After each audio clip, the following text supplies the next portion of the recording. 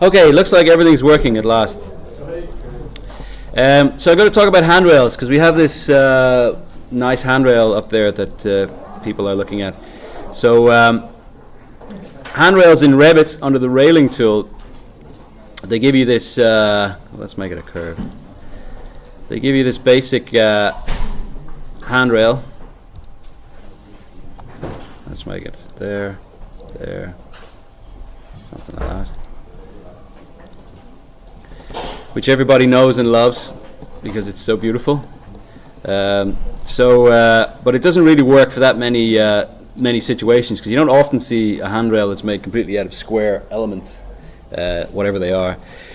So we have the opportunity over here to make a more traditional type. And again, we're into families. So a lot of the stuff we're doing in this part of the intro period is families.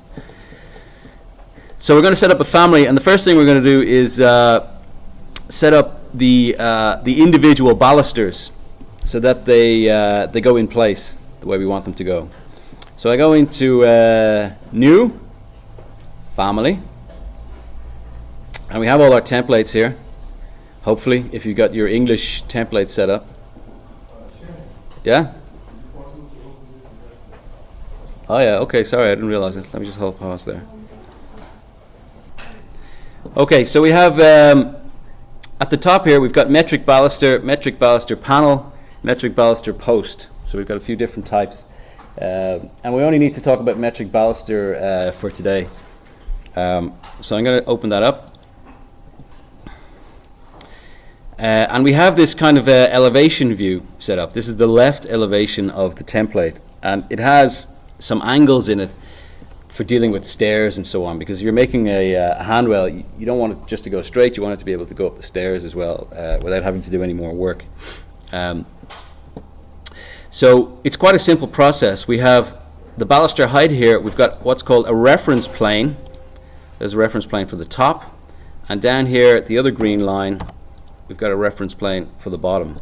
So we just have to make sure that the extrusion we make goes between these reference planes.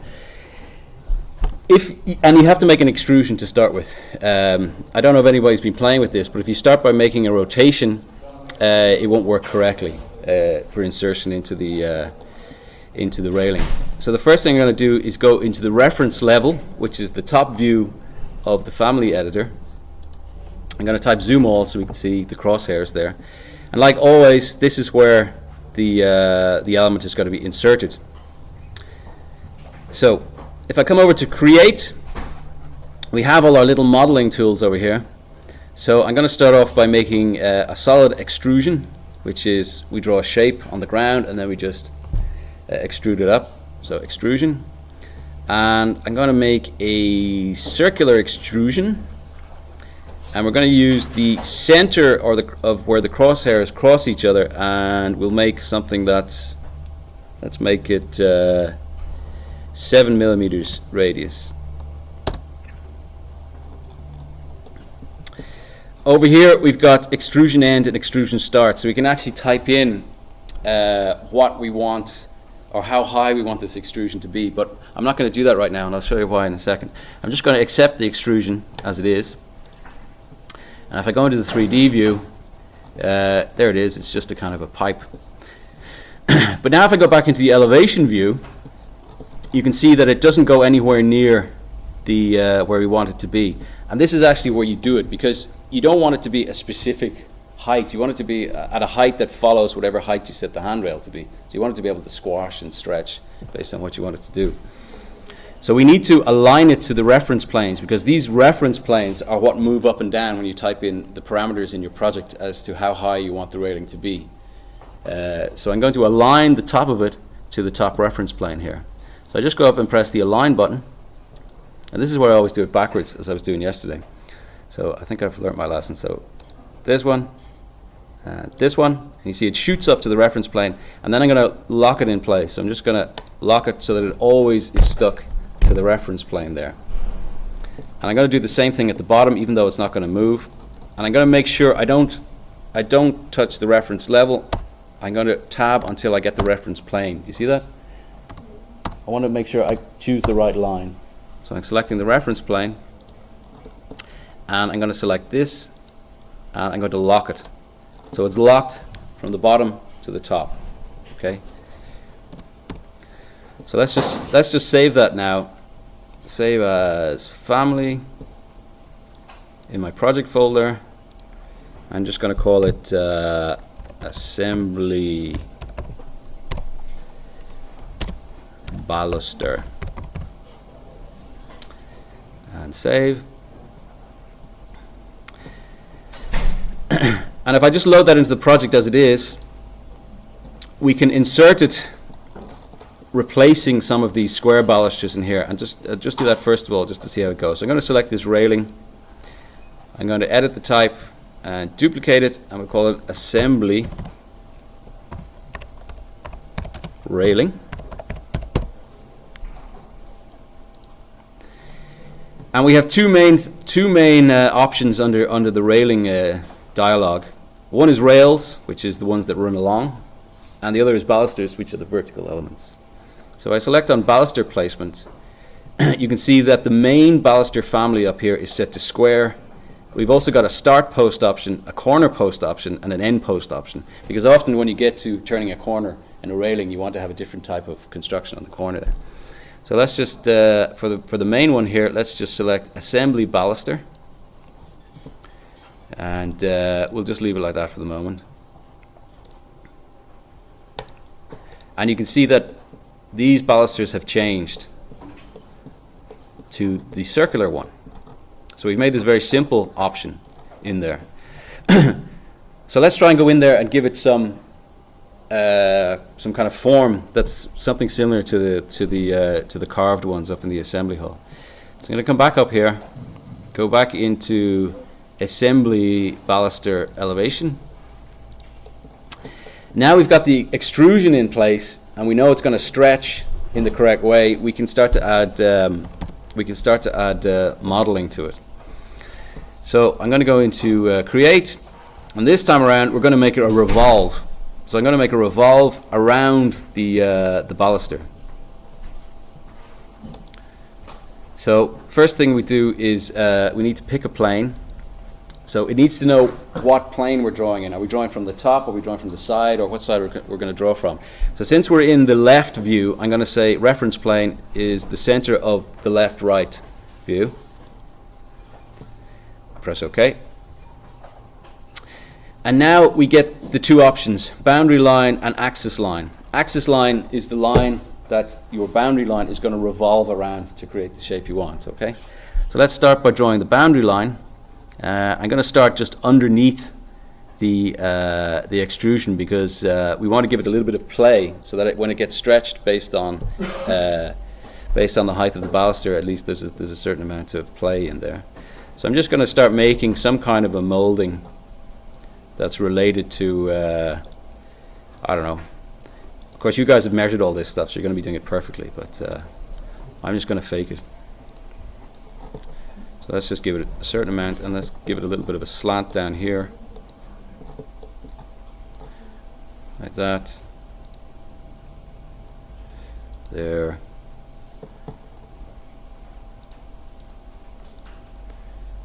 I don't know what it looks like. And then we can just always make sure that you close it at the end, so you get an entire shape of one side of the shape you want. I can also come back and put a curve on here, so I'm going to go in and choose this option, which is called fillet arc. If you watch the little diagram there, so it'll take two straight lines and make a curve between them. So I'm going to say fillet arc. I'm going to choose a radius, and let's make the radius something like 600. And then we can select this, and it will make a curve between them for us. Okay? So the next thing we need to do is set the axis line. So I'm going to draw the axis line just right down the center line of where the extrusion is going. And then that's all we need to do. If I accept that, then we have something that looks like that. And in 3D, something that looks like that. The last thing we can do is join them together. So I'm going to join this to this. Okay? So I don't know Well, I think it's beautiful anyway. So I'm going to save it assembly baluster. And then I'm going to load it back into the project and overwrite the existing version. So then it's turned up in the correct place. Does that make sense? Okay. I'll pause that for a second. Record this again. So in order to get that pattern going, I can select the railing again, edit the type, and change the baluster placement in here. So what we've got in here is actually a pattern. It's not just one railing. We can actually decide, well, we want to make 12 of these, and then maybe a different one, and then maybe a different one again, and then the pattern will repeat. So I select this, I can say duplicate, so let's duplicate, 6 of them. And then the last one I'm going to change to something else. Let's change it to a, square baluster for the moment. And press OK. And I'll just draw another one there so we can see what we're doing.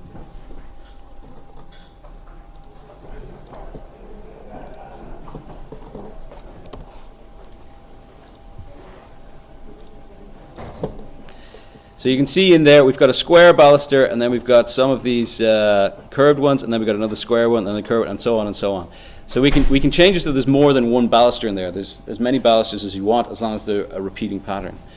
We can change it as well. We can edit the type, and we can put them a little bit closer together. They're at 275 at the moment, but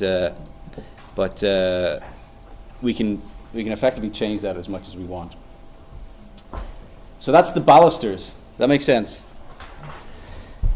If you want of course you can use the same process to make a larger baluster here, because up there I think it's a larger piece of wood with a piece of metal holding it to the floor. So you could model that in the baluster family editor as well, and put that in as a baluster and have that repeated in the pattern.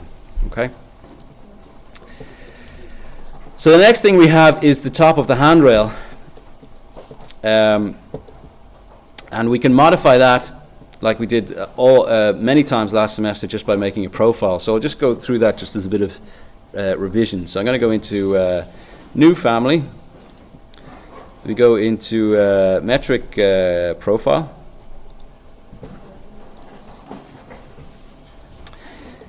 And again, we have a profile in here. So I'm just going to start drawing something that that looks like the top of a handrail.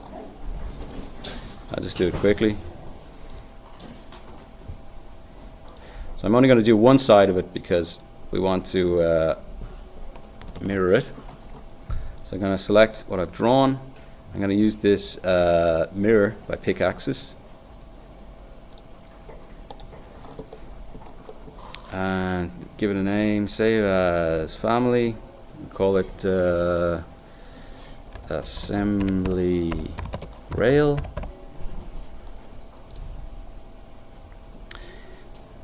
And we can load it into the project.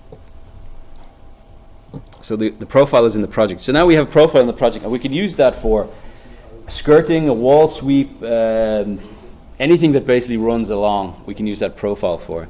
But here we have a handrail, so we're going to use it for the handrail. I'm going to edit the handrail again, edit the rail structure, and here we have the option to change the profile. So there we just to change it to assembly profile, like that. And then we've got the correct profile in place. Okay, simple.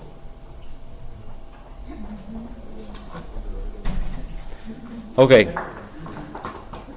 Yeah, there's also the option, if we select it again, we edit baluster placement. We also have the end option and the corner option. So you can change the end one to whatever you want, and where it turns the corner to whatever you want as well. There's also different things you could do with how you break the pattern. You could say never break the pattern, for example. So there's a couple of things. It's not really very, it takes a while to get the hang of it. But, and it doesn't do everything, because again, it's more for setting up new buildings. And you can choose, if there's excess length beyond the end of the pattern, you can choose how to fill that as well. So you can fill that with different things. So I apply that, see it changes that one there. So you can play with it. But it will take you a while.